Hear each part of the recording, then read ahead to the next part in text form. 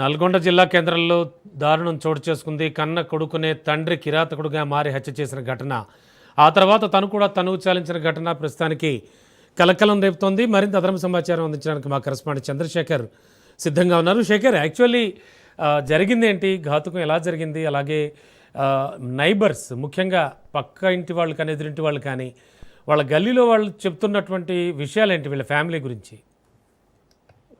నల్గొండ జిల్లాలో దారుణం అయితే చోటు చేసుకుంది. నల్గొండ పట్టణంలోని దేవరకొండ పరిధిలో లింగారెడ్డి అనే వ్యక్తి తన సొంత కుమారుడు 8వ తరగతి చదువుతున్న సొంత కుమారుడిని చుట్టితో తలపై మోది అత్యంత పాశవికంగా హత్య చేసిన తర్వాత తను కూడా క్రిమి సంహారక మందు తాగి తను కూడా అక్కడ చనిపోయి పడిపోవడం జరిగింది. ఈ విషయం తెలుసుకున్న చుట్టుపక్కల వాళ్ళు ఆ పోలీసులకు సమాచారం అందించారు. పోలీసులకు సమాచారం అందించే వెంటనే అక్కడికి పోలీసులు చేరుకున్నారు. చేరుకునేటప్పటికీ అక్కడ ఇద్దరు మృతి చెందినట్లుగా పోలీసులు గుర్తించారు. ముఖ్యంగా లింగారెడ్డి పక్కన కొంత క్రిమి సంహారక మందు బాటిల్ ఉంది.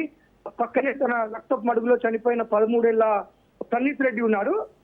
తర్వాత అక్కడ పోలీసులు మొత్తం కూడా విచారించగా వారికి అక్కడ టీవీ దగ్గర ఉన్న ఒక సెల్ఫ్ లో చుట్టి ఒకటి దొరికింది. ఆ చుట్టితోనే యొక్క కుమారుడిని మోదీ చంపినట్లుగా పోలీసులు అయితే ప్రస్తుతం అనుమానిస్తున్నారు.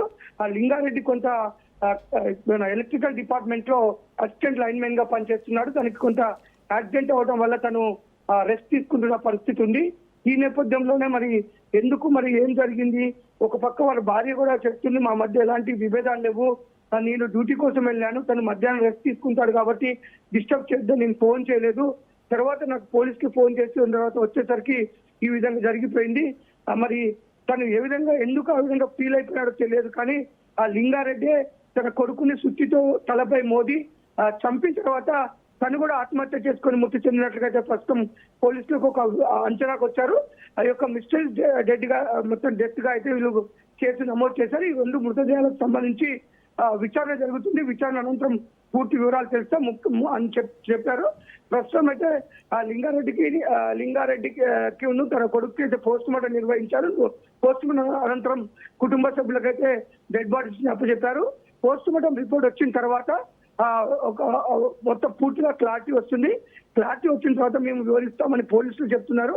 ప్రస్తుతానికైతే ఇది అనుమానాస్పద హత్యలుగానే భావించి కేసు నమోదు చేసి విచారణ చేస్తున్నారు. Ramana, okay, thank you Shekhar.